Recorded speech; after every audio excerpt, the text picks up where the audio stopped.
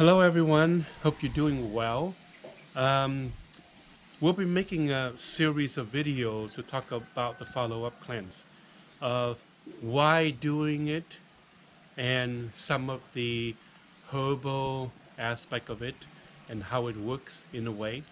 So the thing about cleansing is that it's easiest to cleanse the first 80% of whatever you have in the system, whether cleansing the gut or the liver with the heavy metals and what have you. And the next 20% is going to be taking much more work, right? So as you are cleansing, depending on your environment, you are introducing things into your system at the same time. And it's very relatively difficult to cleanse everything in one go. Even if you do it for an overextended month. So it's much easier to do it for a certain amount of time and then have a break and then to approach it again. So, okay, let's, um,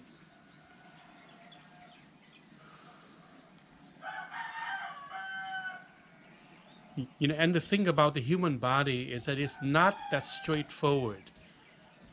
It's not like you have this problem and then you put in some herbs and then it solved the issue. So it's more involved than that because it's a system that is not only physical. I mean, even within the physical realm, there are many layers to it. But then it's also emotional, mental, and spiritual that create a congestion. In this kind of an abstract things can create a physical congestion in a system that would result in physical health issues. I mean, how do you explain like a healthy, physically healthy person having a tumor? It's difficult because from the perspective of the way that we look at a healthy person, walking around us, we would never expect that healthy individual to have a tumor, in the body. So, so when we detox, what we do is that we kind of like stimulate the body in a way to reshuffle a lot of things that is just sitting there, right? Because the body arrives at a certain state of homeostasis. You know, Even when you're near death, the body kind of balances itself and stay in a certain level of homeostasis for you to be somewhat functional. So health and all this stuff is all relative. So, and then the other challenge of um, understanding or experiencing health from the perspective of the tissue. So, unless you're like a trained, body worker or somebody who touches a lot of tissues and had a good education of what the tissue feels like when it's healthy versus one that is, in various layers of acidity and toxicity, it's very, very difficult to tell um, where a system is at in terms of how clean it is. Because ultimately, we are trying to move the liver and the gut and the kidneys and even the lymphatic system, over time. But then at some point, everything is reflected in the health of the tissue, like the thing that you touch. For example, if you have like children or a niece or a brother or sister that is like 6, 7, 8, 9 years old, and you touch their tissue, it feels very different. And that is like more or less a healthy tissue, right? So, and then, if you touch people who are like in their 50s, 60s, or 70s, the quality of the tissue changes a lot. And all of that has a lot to do with the quality of the fluid that the person have accumulated, over time. Yes, age and all that stuff, causes the process of breaking down to be faster than the process of regeneration.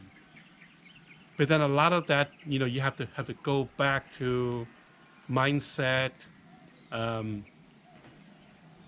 diet, lifestyle, and the moving of chi, and how much an individual is willing to invest in his or her body. So detoxing and cleansing the body is pretty much, from my way of looking at things, it's a lifetime of work. It's not something that you take some pills for a few months and then you're good to go for the rest of your life.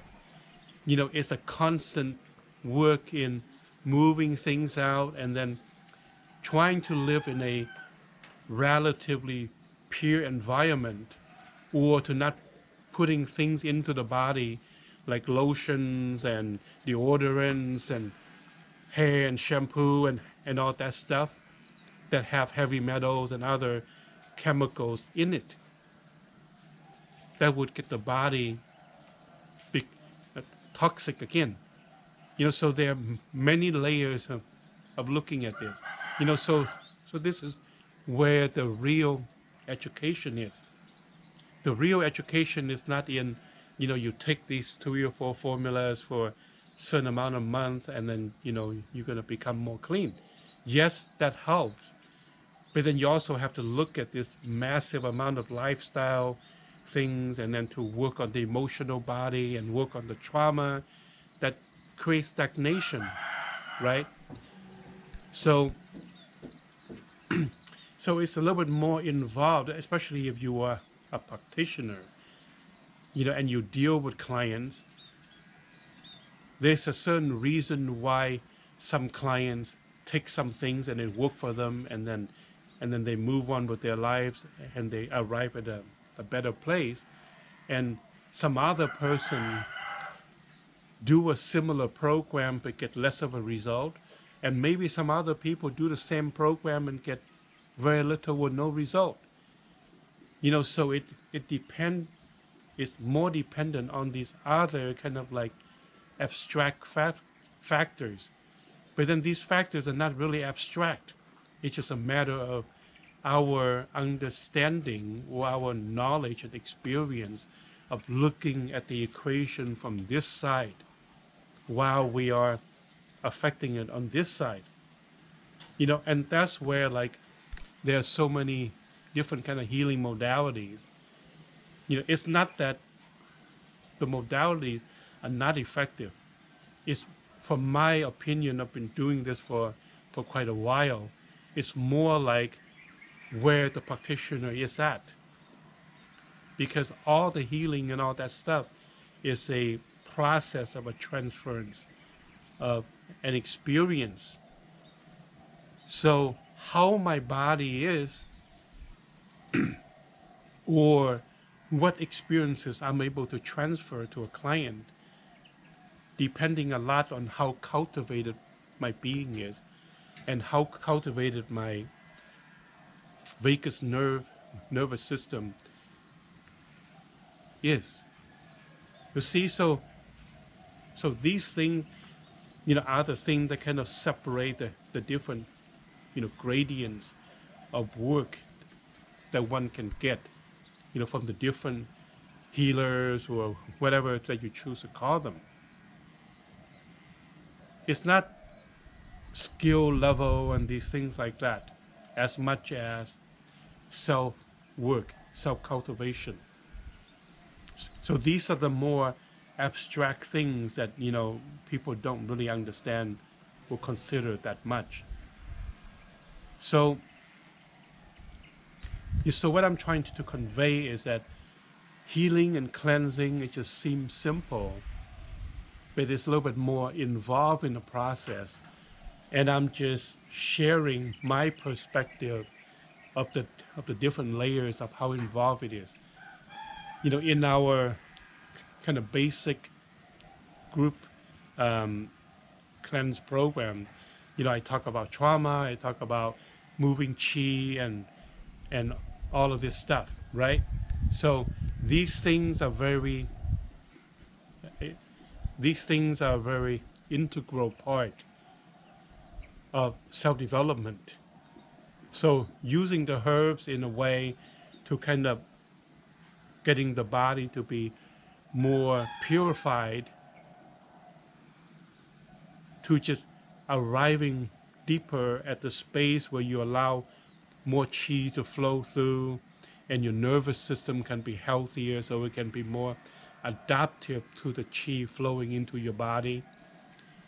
And then, once you release the gunk, in the body, then naturally the quality of your blood improves, and then the oxygenation and the nutrients and everything else that comes in.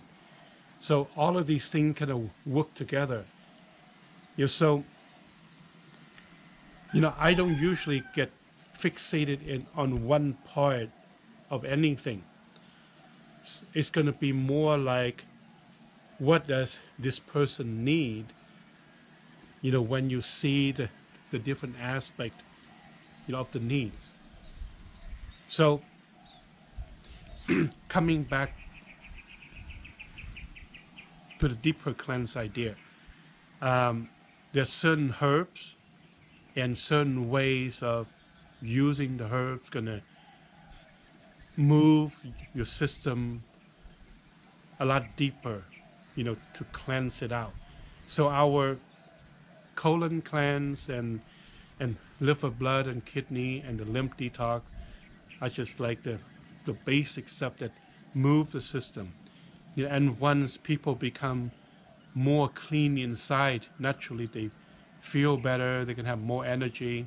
And actually, a lot of the health symptoms, a lot of time would just, resolve themselves. So when you go deeper into cleansing the body, it's kind of like reversing the aging process in a nice way. If you look at aging, it's very much a process of it's very much dependent on the quality of your inner fluid. And the quality of your inner fluid pretty much dictated by your lifestyle and the level of stress. So in that sense, you have a lot of control, over this process that we call aging, and nothing is really fixed in that way. So detoxing, when you go deeper into your cleanse and the inner fluid become more pure, then your body will have a much better chance of regenerating, and you slow down the process of degeneration. So then you are constantly, for most of us, we're constantly kind of like moving in these two processes, right? Degeneration and regeneration. So as a child, when you grow up, your natural hormonal balance and the growth of the genes make you very, regenerative. Like your wounds will heal a lot faster, and then when you're 70, your wound just take forever to heal. So, but then that too, a lot of that is a function of the hormonal system. So, detoxing is just one component of this bigger process of reversing the health of the hormonal system. So these are the kind of layers that you look at. No, so like for example, you know, there's many stories of a lot of the qigong master. You know, they can be in their 90s, and of course, functionally they're healthy. They can walk upright and do all sorts of things. You know, and they're still potent and still able to make babies, right? So, to make babies, you know, it needs a certain amount of internal health. You know, you got to have a lot of good swimmers and high quality swimmers. So that also have a lot to do with the flow of qi. So okay, now we're talking about how to keep the hormonal system healthy and um, and even like reversing it. So, and there's a certain type of herbs, you know, especially like in the world of tonic herbs, the super high quality herbs like the wild herbs and and all that stuff is much more potent, you know, in its effect on your hormonal system.